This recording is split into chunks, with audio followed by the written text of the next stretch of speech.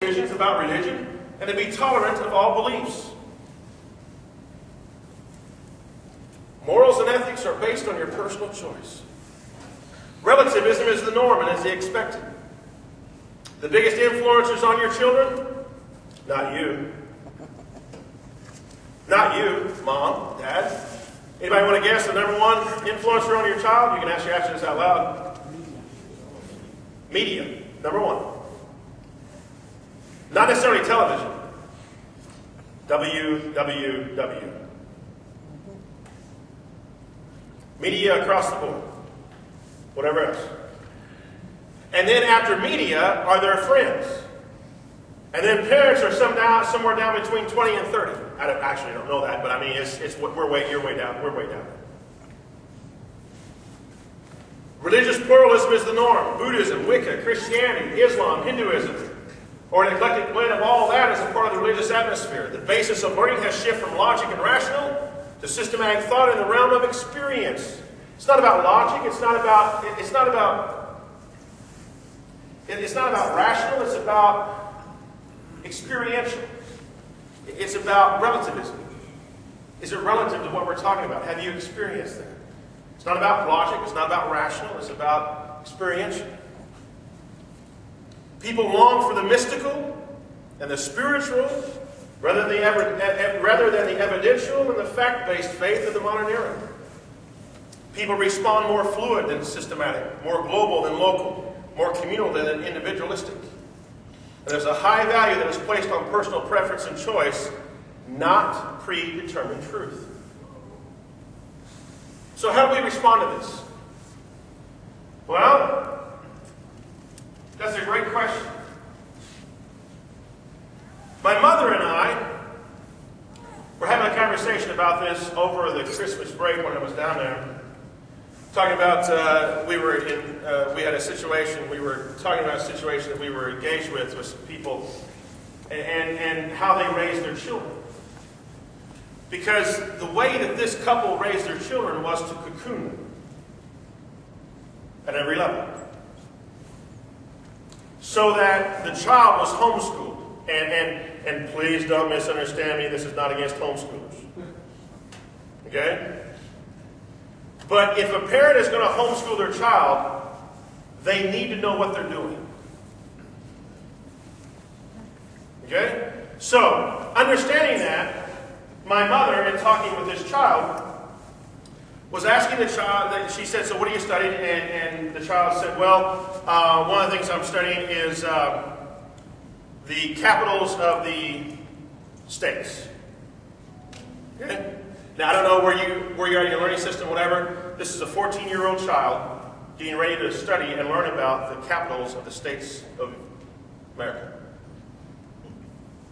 And she said, okay, so what's the capital of Missouri? I don't know. Now, my mom swears that this next answer is true. She said he meant it. She said, okay, so what's the state of Indiana?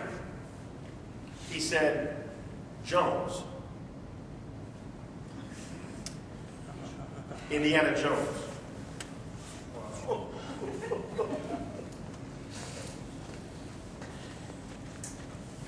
And I'm saying, there's no way. She said, that's what he said. And he was serious. These parents have chosen to completely cocoon their child out of fear of the world. Now, whenever I grew up, there was a family that I knew, that I loved. They had a daughter that was about 4 or 5 years younger than I was. The mother, whenever there was a reading assignment at school, they sent her to public school, but whenever she would come home, her mother would proofread everything that she was to read from the library. And if there was a bad word, what she would consider a bad word, she would cover it so the child never saw bad words.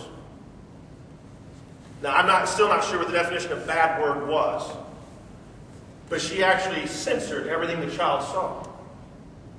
Guess what? That child was as backwards as there could possibly be. She had no social skills.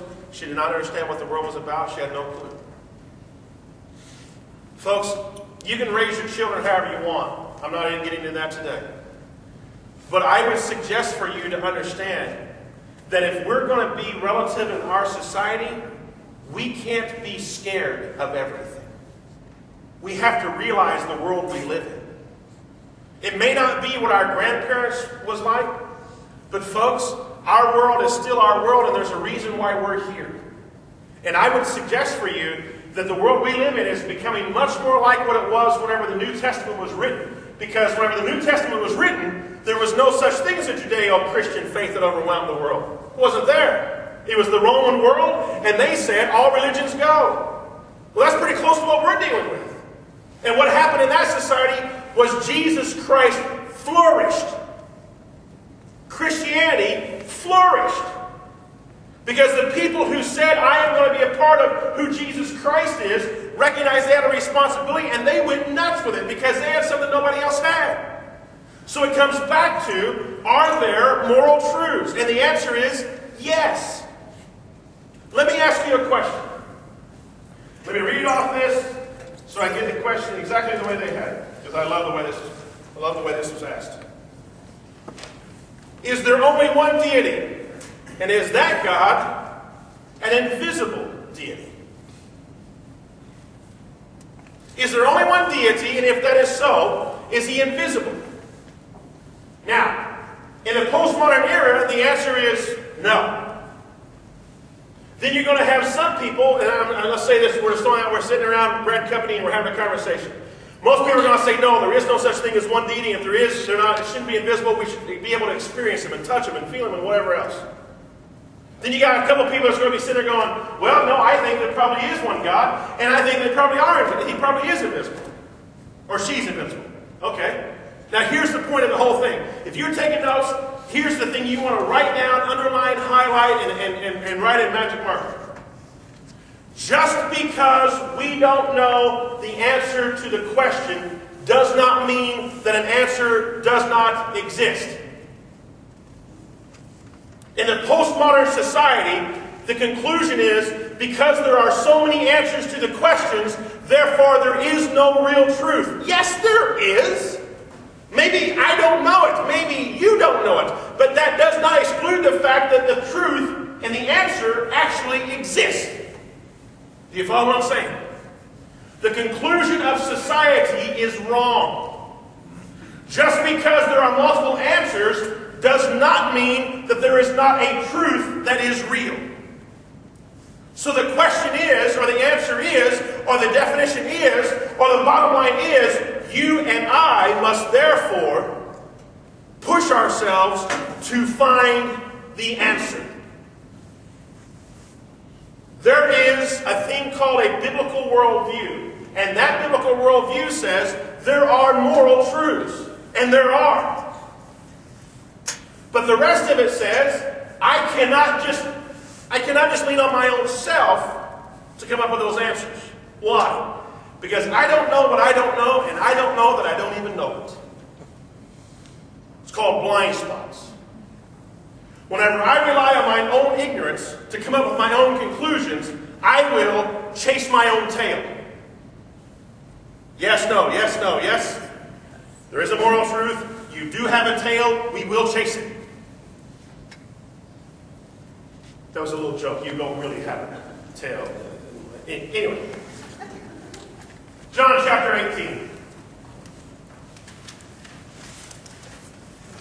To my knowledge, there was only one figure in history that said what we're about to read. To my knowledge, there's only one figure in history that said what you're about to read. The context of these verses, Jesus is on trial for his life.